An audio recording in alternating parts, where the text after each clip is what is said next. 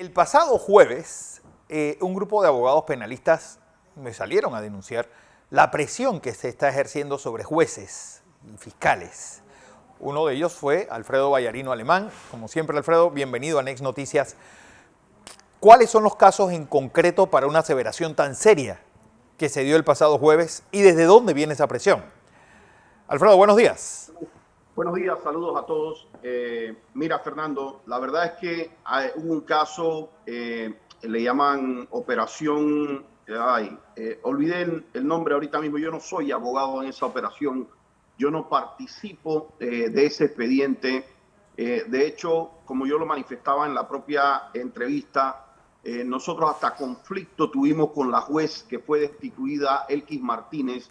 Esa juez no nos dio a nosotros la prescripción dentro del caso Pinchazo. No me gusta la juez como tal. Sin embargo, nosotros no creemos que se puede imponer un criterio desde la presidencia de la Corte Suprema de Justicia. Y cuando yo hablo de la presidencia de la Corte Suprema de Justicia, por supuesto estoy hablando con nombre y apellido de la magistrada presidente María Eugenia López. Para nosotros, defender la institucionalidad va mucho más allá de me gustó el fallo de este juez, no me gustó el fallo de este juez. Ayer hubo otro juez de garantías destituido, sí. Me parece que fue el juez Agustín Ortiz, según me comunican. Y una de las situaciones que está ocurriendo es que el Ministerio Público, primero, ellos tienen algo que le llaman casos de alto perfil. Y esos casos de alto perfil es lo primero que está mal llamarlo casos de alto perfil, y para eso empezar a darle prioridad en la agenda de la oficina judicial. A este caso le vamos a dar audiencia para mañana, a este se la vamos a dar para pasado, porque el fiscal de este caso está solicitando eso. Mira, detrás de cada caso... Alfredo, el juez fue Juan Bosco Molina. Juan Bosco Molina. Correcto. Bueno, te cuento. No, pero Juan Bosco Molina es en lo civil. Yo te estoy hablando del sistema penal acusatorio. Ah, ok. Entonces, cuando nosotros tenemos este escenario en donde hay casos aquí en Panamá, y te digo porque sí conozco varios, porque me han presentado formalmente el expediente y me tomo el trabajo de leerlo, en donde están haciendo... les ponen los nombres, Operación Damasco, Operación Fiche, Operación Metro, Operación no sé cuánto, montan todo este escenario porque ya no tenemos los PowerPoint de Kenia Porcel, pero sí tenemos los videitos que se pone a hacer cada fiscal con que tengamos una operación. Y en esto quiero dividir. Cuando tú tienes una operación, como fue la operación del Gallero, en donde le hicieron todo este despliegue mediático, presentaron carros, presentaron cuestiones, le hicieron creer a la gente que dentro de esa operación se habían incautado estos bienes, y era mentira. Esos bienes no habían sido incautados de esa operación. Ellos tenían fotos de otras operaciones y las presentaron en su momento dado con Kenia Porcel, con todas estas cuestiones como si eso viniera de esa operación. Es decir, quisieron comprar y manipular la opinión mediática. Y esto trataron de hacerlo lastimosamente desde el Ministerio Público. Por supuesto que ellos tienen algunos medios adeptos que se prestan para eso y que saben al día siguiente o a los 2 o 3 días que eso no pertenece a esa operación, y mantienen una presión mediática de o condenen, o estas personas son, o los jueces terminan siendo tachados de corruptos. En esa operación, que es un ejemplo de lo que te pongo, todo el mundo salió liberado de cargos. Y como esas operaciones se han tenido varias. Ahora, para no defender operación por operación, lo único que yo sí te puedo decir es que estadísticamente y en la historia de todas estas operaciones, en donde hay 60 personas, 70 personas, por estadística lo primero que tú tienes que saber es que muchas de las personas que están ahí puede que salgan culpables, y muchas de las personas que están ahí van a salir inocentes. Es decir, el juicio es un filtro para determinar eso, si son culpables o si son inocentes. Si no, no tendría sentido hacerles un juicio y ya metamos a todo el mundo preso y no pasa nada. Los jueces de garantía le toca individualmente, caso por caso que le presentan, estar verificando si esa persona, la persona puntual dentro de una operación, está siendo vinculada a través de medios adecuados, si existen las exigencias cautelares para mantenerlo detenido. ¿Y qué pasa? Cuando jueces van a tomar decisiones distintas al interés del Ministerio Público en el momento, resulta ser que estamos viendo jueces presionados, jueces trasladados, jueces suspendidos, y eso es peligroso. Cuando un juez pasa a hacer detenciones de múltiples personas, te puedo decir, en Operación Pitcher, el otro día que había una audiencia, se contaron cerca de 50 personas detenidas. 50 personas detenidas. En la Operación Damasco, ellos la tienen desde el 2018. O sea, un fiscal que tiene 5 años un caso abierto, 4 años y tanto, tiene un caso abierto. Y después de 4 años y de tener cantidad de personas detenidas, el señor dice, yo quiero que me den causa compleja. ¿Qué significa causa compleja? Que le dan 6 yo meses quiero más, que ¿no? me puedan dar hasta 3 años más al Oh. final de cuentas para hacer mi investigación, para tener personas detenidas, para hacer esto.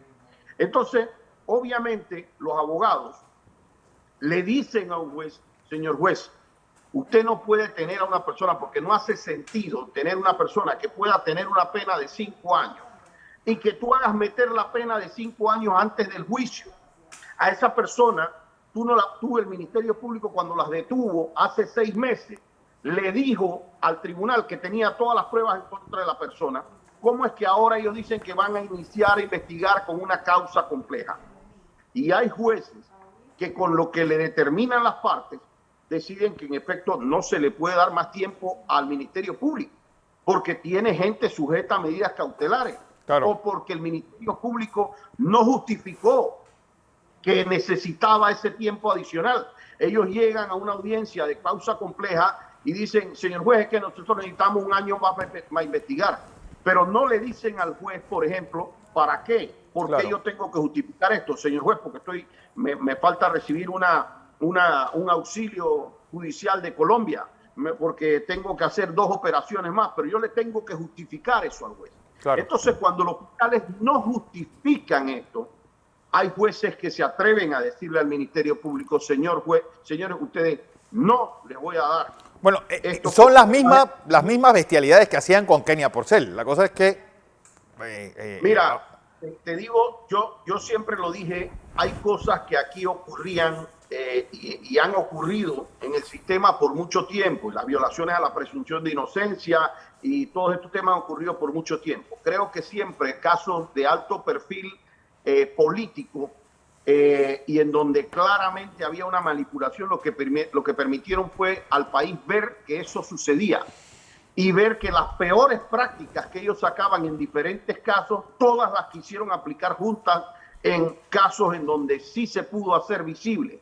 Pero no creas, Fernando, que parte del calvario que vivieron muchas de las personas que en su momento dado fueron perseguidas, incluyéndote, Ricardo, a mucha gente, no creas que eso no lo ha vivido mucha gente en el día a día. Claro. No tienen quizás la capacidad mediática o la capacidad económica para defenderse, no tienen la visibilidad política para que medios se interesen en un caso sobre lo que les está ocurriendo, pero eso no significa que no lo han vivido, eso no significa que lo viven. Definitivamente que nuestro sistema requiere de cambios estructurales y lo primero, porque lo peligroso de esto es que pasa, es que el mensaje que se le está mandando a las jueces es: a la presidenta de la Corte no les gustó su decisión. Oh. Y fíjate, esto puede parecer muy poco importante, pero realmente es quizás lo más importante de un juez. Un juez tiene que tener independencia de criterio. Claro. Un juez tiene que estar ahí. Yo escuché al licenciado Vallarino, yo escuché a la fiscalía. Por eso son nombramientos vitalicios.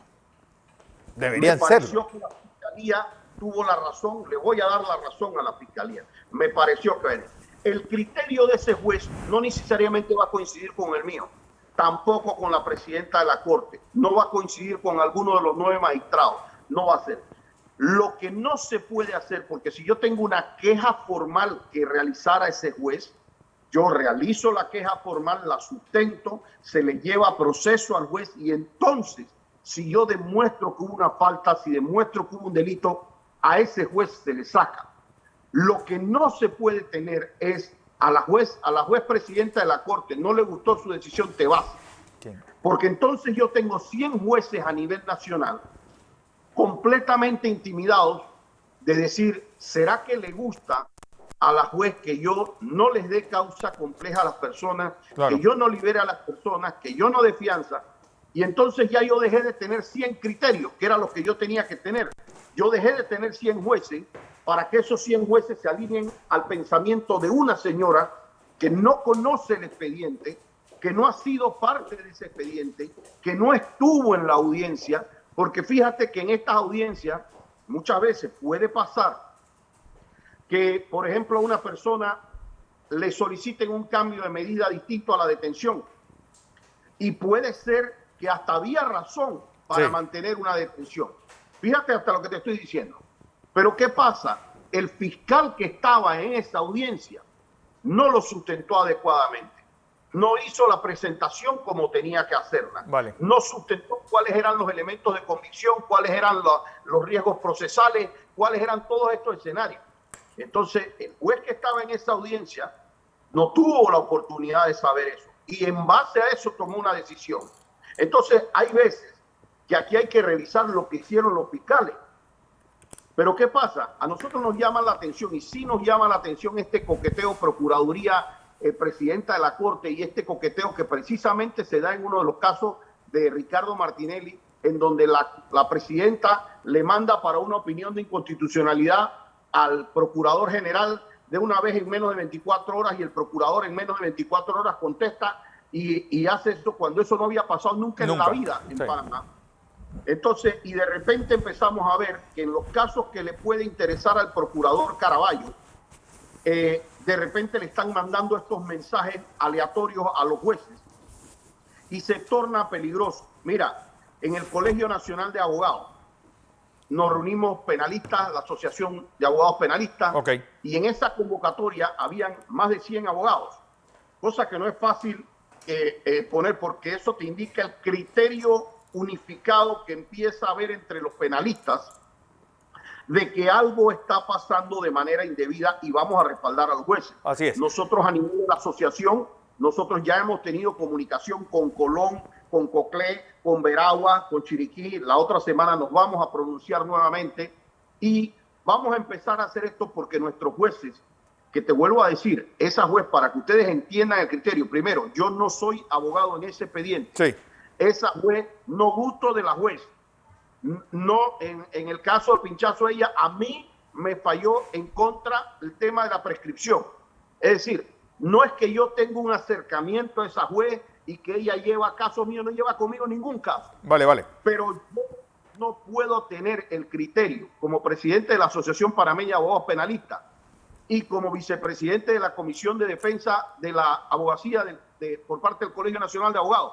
Yo no puedo permitir que a una juez le manden mensajes y a través de ella al resto por una presidenta de la Corte Suprema de Justicia. Listo. Alfredo, como siempre. Digo que es la presidenta de la Corte Suprema de Justicia, Fernando, porque más nadie puede hacer lo que le están haciendo presionar a una juez. A destituirlo. Venga. Entonces, bueno, estoy corto de tiempo, Alfredo, seguro. Es un tema que tocarás el jueves en tu programa. Es correcto.